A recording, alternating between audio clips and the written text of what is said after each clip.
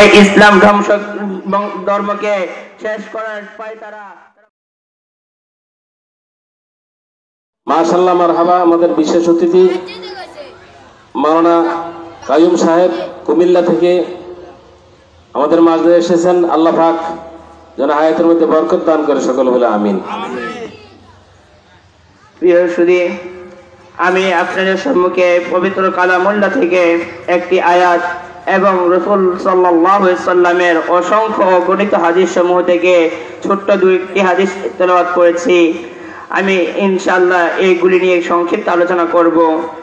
আল্লাহ পাক রব্বুল আলামিন বলেন, আউযু বিল্লাহি মিনাশ শাইতানির রাজীম, বিসমিল্লাহির রহমানির রহিম, ইন্নাল্লাযীনা আমানু ওয়া আমিলুস সালিহাতি কানাত লাহুম জান্নাতুল ফিরদাউসি নুজুলা।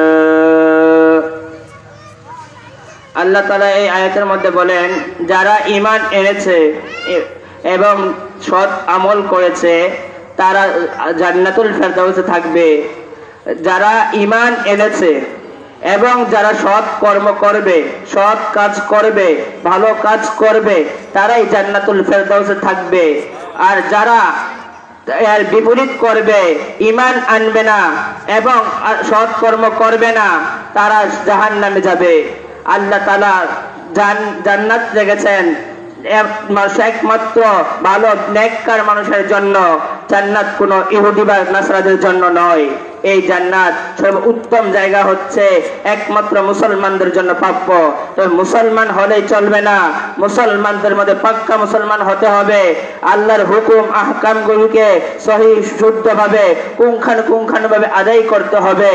আর এর জন্য আমাদেরকে সর্বপ্রথমে কোনটা সহি আর কোনটা সহি নয়, কোনটা সঠিক আর কোনটা ভুল, সেটা আমাদেরকে জেনে নিতে হবে।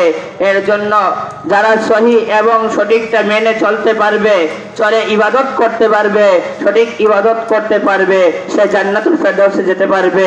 আর যে জান্নাতে যাবে, সে জান্নাত থেকে কখনো বের হওয়ার আশা করবে না, সে জান্নাত থেকে বের হতে চাবে না।